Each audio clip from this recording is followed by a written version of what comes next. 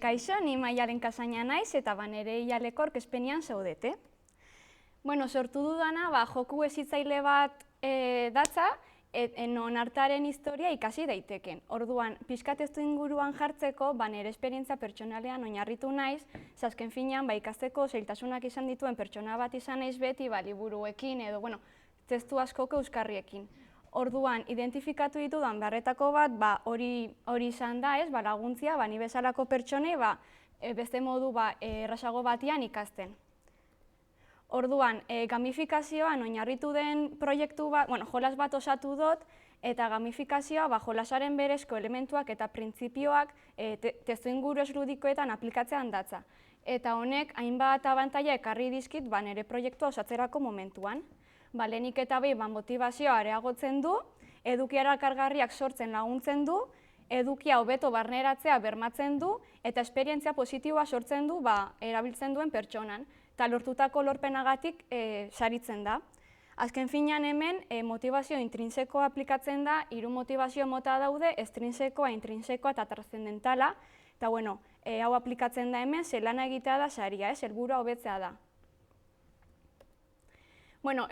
Proiektuak hainbat helburu ditu bere barnean, baina hemen bi garrantzitsuenak bakarrik aipatuko ditut. Lehenik eta behin, ontsa esan dudana, ikasteko arazoak dituzten pertsonak laguntzea, motivazioa handitzen eta ikasteko interesa piztuz. Bigarrenik, ikaskuntza esperientzia osatu nahi dut, beste metodo alternatibo bat eskainiz. Baina, argi utzi nahi dut, nire asmoa ez dela metodo tradizional alde bat uztera, batzuei igual funtzionatzen die, baina nik beste metodo bat bakarrik eskaini nahi dut. Orduan, proiektu honen prozesua oso luzia izan da, baina 4 etapatan banatzen da, lehenik eta behin ikerketa fasia, non inkesta bat sortu dudan, jakiteko besteak ze pentsatzen zuten, dokumentazioa bilatu eta kompetentziaren analizia ikertu. Gero empatizazio fasian tarjeta definitu dut, bullet pertsonak sortu ditut, eta joku sailkapenak ere bilatu ditut. Sormen fasian pakailin eta jolasaren elementuak sortu ditut, baita brandinarekin batera. Eta azkenik baliabide digitalak, sustapen bideoa, sare sozialak eta webgunea sortu dut. Orduan, ikerketa fasian, ontsa esan dudan bezala, lehenik eta behin inkesta bat sortu neban jakiteko ze esperientzia zuten beste pertsonek ikaskete eta esperientzian, eta ondorio bezala, 76%ak zailtasunak izan dituzte ikasketeta etaparen batian, eta zailtasunen adibidea, gehien errepikatu direnak, motivazio falta, kontzentrazio arazoak eta antolakuntza arazoak izan dira. Gero ere esan beharra dago, jolasten ere ikasi egiten dela uste dutela 84%. Orduan, ondorio bezala, esan dezaket, hezkuntza, jende askok ez sufritzen duela arazo berdina, eta igual hezkuntza konbentzionalak ez duela denontzat funtzionatzen, azken finean, bakoitzak behar desberdinak behar dituzte, eta igual hezkuntza oso orokortua dago. Orduan, proiektua osatzeko ere, kontuan izan da, Lanbide Heziketa eta Kirol Ministerioaren eskola kurrikuluma. Honek, hainbat abantaila ekarri dizkit nire proiektuan, lehenik eta behin, hezkuntza programa ofizialaren helburu eta gaitasunekin badatorrela ziurtatzen du. Bigarrena, ikasgelan eskuratutako ezagutzak indartu eta osatzen du. Hirugarrena, irakasle jolasa bere ikasketeta planetan sartzea errazten du, eta azkenik, irakasle garatu behar dituzten gaitasunetara egokitutako jarduerak eta erronkak sortzen laguntzen du. Orduan gero, nire mekanika sortzerako orduan, inspirau nau pixkat edukago.educazion webgunetik ateratako parrafo batzuk. Adibidez, analiza diferentes obras, identificándolas, ubicándolas cronológicamente. Identificar y caracterizar los principales movimientos artísticos, reconociendo las relaciones de influencia, préstamo, continuidad y ruptura. Identificar y contextualizar espacial y temporalmente a las más relevantes manifestaciones y personalidades y sus aspectos biográficos. Orduan gero, nire mekanika ikusten baduzute, pixkat ikusten duzuten nola testu hau influentzia izan duten nire mekanika sortzerako orduan. Gero ere joku sailkapenen ikerketa sakona egin dut, eta esan dezaket oso sailkapen handia dela, pila bat mota dauzela, baina azken finean 6 honetatik abiatzen dira danak, parte hartzailearen kopuruaren arabera, xede publikoaren arabera, materiala, mekanika, konplexutasuna eta tematizazioaren arabera. Orduan, hau eta gero, nire tarjeta definitu neban, eta arginekan ikaslentzako zuzenduta egongo zen jolas bat izango zela. Orduan, 16 urtetik 25-26 urterako pertsonentzat zuzenduta dagoen jolas bat da, azken finean batxilergoko eta unibertsitatean dauzen pertsonentzat, ez? Ikasteko, artearen historia materia. Orduan gero, jokoaren mekanika finkatu neban, eta hainbat froga eta gero, azkenean mekanika koherente, dinamiko eta entretenigarri bat sortzia lortu neban, eta nahi bazute pixka sakondu, badakazute edo memorian, edo hemen bertan jarri bidetan. Orduan, lehenengo gauza, jolasaren karte mekanika definitu nituen, eta 4 honek atera nituen, te la sabes, te atrebes, te la juegas eta te la leo. Te la sabes urdina, galdera erantzun mekanika simple batean datza, te atrebes erronken mekanika da, te la juegas da, kronologian jartzia ateratzen diren obra guztiak, eta te la leo da, artista famatuen, ospetsuen biografia irakurtzia. Orduan, diseinuaren aurretik tipografia finkatu neban, eta prompt black aukeratzea erabaki dut hainbat froga eta gero. Ikusten dozutenez, sans serif motatakoa da, eta familia honek barietate handia eskaintzen digu, light pixutik blackera. Orduan, nortasun indartsua ere eskaintzen digu indarra eta ausardia transmitituz, eta honek egokia iruditu zait jolas batean aplikatzia. Sinpletasuna eta geometria ere da ezaugarri bezala, eta egokia da baliabide digital zein inprimatzeko, esaten du Google Fontsek. Orduan gero, gainontzeko diseinuantzako prompt familia ere erabiltzea erabaki dut, azken finean, hori esan dudan bezala, familia oso handia da, eta, honek erabiltzea, koherentzia bisuala eskaintzen dezta elementu guztietan eta diseinu guztian, jarraitasun estilistikoa eta itxura uniformea bermatuz. Orduan, regular eta semibold pisuak erabili ditut beste gainontzeko diseinuantzako. Pixka diseinuarekin sartuko naiz, eta hemen karta urdinak, galdera erantzune mekanika dituztenak. Orduan, ikusten dozutenez, esku batzuk inditut, nik eskuz egindakoak dira, eta, esan nahi badakat esku honek, azken finean, harreman zuzen adierazten dute jolasarekin, produktu ez gozatzen dutenekin. Ze kartak eskuekin manipulatzean datza, eta hurbiltasun eta partaidetza zentzu hori transmititu nahi izan dut, ukimen esperientzia hori plasmatuz kartetan. Orduan, gero, karta bakoitza bere mekanikarekin badatozen elementuak ere gehitu ditut, kasu honetan, bonbilla eta garuna azken fian, bonbillak ideiekin erlazionatzen dugu, beti bonbilla hemen goian eta hori.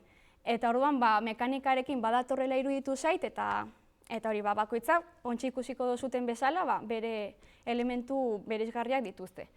Tamainaren aldetik, baraja normal bat, baino pixka eta handiagoak egin dituz, azken finean, karta guztiak argazkiak dituzte, eta honek analizatu behar badira, pixkat errazteko jokalariei horiek begiratzen.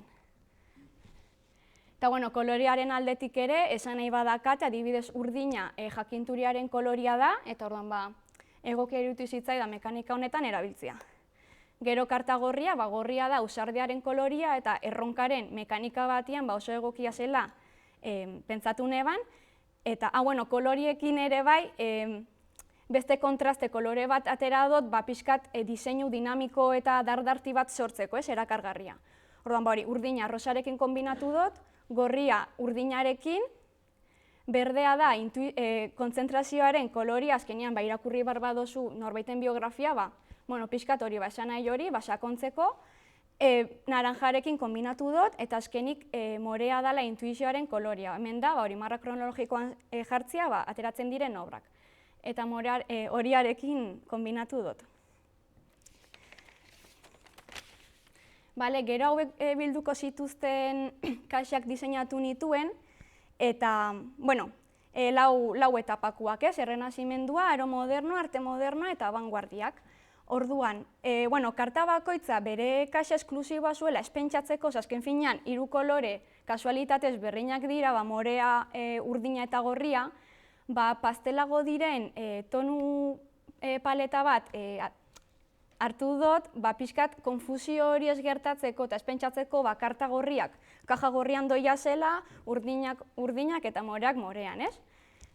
Hori da. Bueno, plantillak eta memorian dakazute jarrita eta eskuliburuan. Bueno, ze koloriak ere esan nahi bat dakate, baina hori ja pixka sakona da eta nahi bauzute gehiago ikusi, memorian dakazute. Gero, jolasa osatzen duten elementu batzuk ere diseinatu ditut, jarraibideak eta galdera papera, non galdera papera da jakiteko zein hasiko dan partida. Eta gero hemen, jolasa bere osotasunean ikusten dozute, eta ere eskaintzen da erronka batzuk sortzeko, osatzeko libreta txiki bat horri zuriekin, eta arkatz batzuk.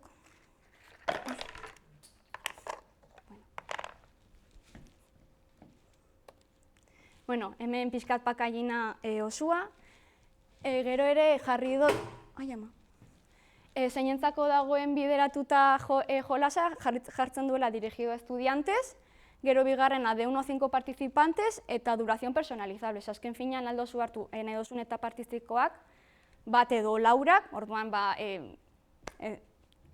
partida bakoitzak irauten du desberdin. Eta gero hemen UPVHU logoa jarri dut estrategian ere aliantza bat egongo zela fakultatearekin klasetan implantatzeko eta pixkat merkaturatzeko errazagoa izateko. Hemen barruko estruktura, nik egindakoa da baltsa egurrez, eta orduan lehenengo pisuan 4 barajak egongo ziren kasetan sartuta, eta beko pisuan jarraibidea, galdera papera, libreta eta arkatzak. Gero, brandina. Ikusi zuten bezala, tela juegaz deitzen den ere jokua, eta igual antzeman dozute, kartaren sekzio bat ere tela juegaz deitzen dela, ez? Orduan, pixkat, erreferentzia zuzena egin diot sekzio horri, baina zergatik sekzio horri eta ez beste bati, ez da? Pixkat, marra kronologiko hori sortzia izango zen partidaren bukaera.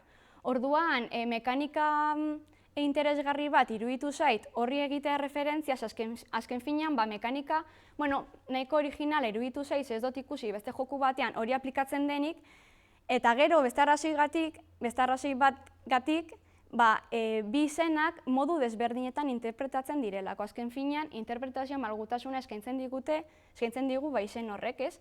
Kartetan igual ulertzen da arriskatzea bezala, ez? Tela juegaz. Tela juegaz da jartzea hori, marra kronologikoan.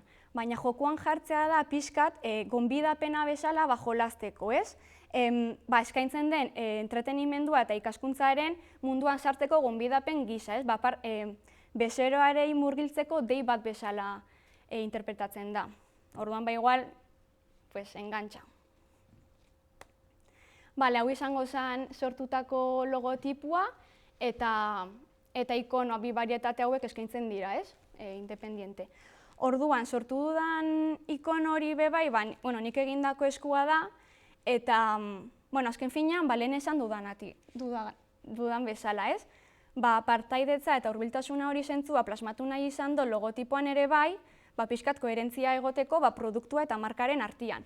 Orduan, egin dut gesto hau, azken finean da hartzea bezala. Orduan, kartak hartzen ditugu momentuan, holan hartzen ditugu, orduan, pixkat simplifikatuta hau hartzearen mugimendua izango zen, eta baita igual jokua hartzerako momentua. Azken finean igual hori bezeroak hartzeko gonbidatzen du, iten dau gesto hartzearena. Orduan, erabilitako lau koloriak ere, tela juega sekzioaren koloriak dira, bi moreak, horia eta berdia.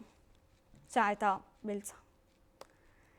Gero, sustapen bideoan, barril formatua erabili dut hau sortzeko, sekuentzia motzekin eta dinamikoekin ikuslea ez aspertzeko, azpitituluak ere erabili ditut, soinu gabe ikusteko, eta tonu informala erabili dut. Esan beharra dago, agertzen diren pertsonak ez ditu dela ezagutzen, orduan, inkesta erreal bat bezala da, bale?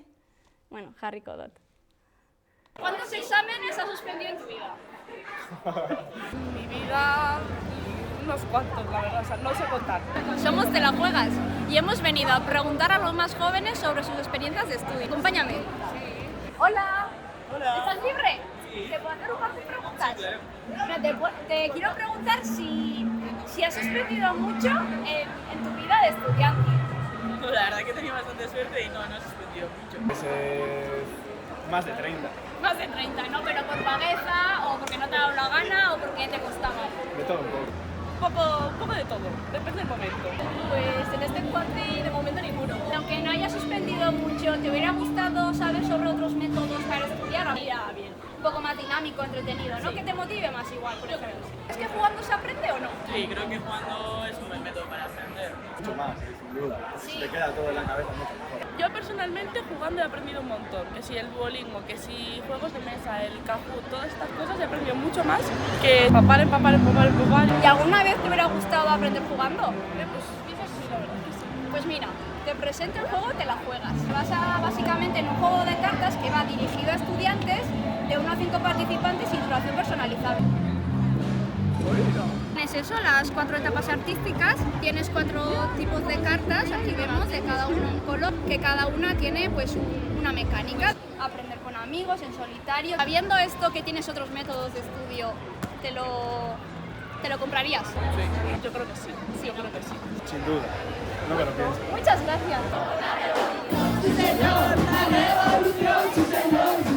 Somos la revolución. Bueno, hau izango zen.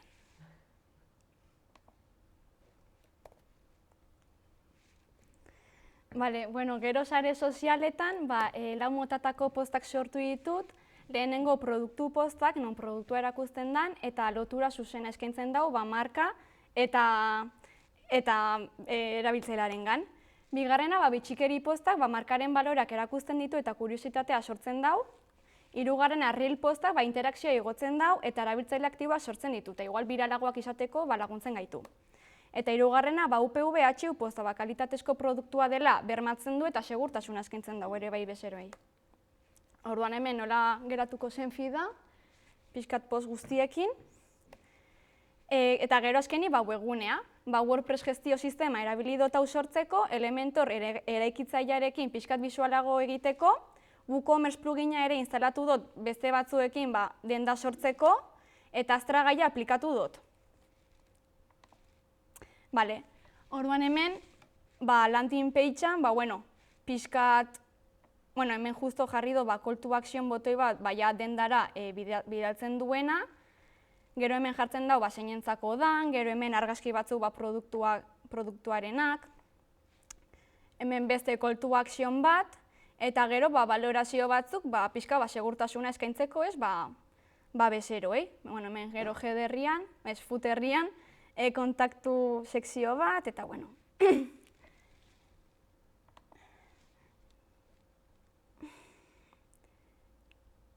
Bale, gero dendan, eskaintzen dira ere bai, ekstensio batzu jokuari, pixkat beste etapa batzuekin, adibidez Grecia eta Roma, Mesopotamia eta prehistoria, eta hemen joku osoa, eta hemen indot, merchandising bi pare, baina ez dut gehiago sakondo, azken finean da, etorkizun baterako, igual interesgarri esango zela, merchandising egitea. Gero hemen pixkat guri buruz informazioa, zergatik iten dugu iten duguna, eta zergatik artearen historia, hemen pixkat Instagrameko esteka zuzena. Gero kontaktuan formulario txiki bat, eta gero ere bai bidaltzen da galdera erantzun sekzioari. Hemen goian dakaguna, eta hemen pixkat gehien errepikatzen diren galderak erantzunekin. Ondorio bezala, esan dezaket prozesu oso luzia izan dela, baina uste dut oso erabilgarria izan zaidala ikasteko eta pixkani ere bai antolatzeko, lan autonomoa izan delako. Esan beharra dakat pixkat hasieran kostatu inzitzaidela, ze pixkat oksidauta sentitzen nintzen, azkenean uda oso egon nintzen portatila ikutu gabe, eta hori nota hau egiten zen. Baina, gero erritmo hartu neban pixkanaka, eta uste dut gauza interesgarriak sortu ditu dela, erabilgarria eta erakargarria ere bai, eta posik nagoela nire emaitzarekin. Eta jazta eskerrik asko, eta galderarik badakazute.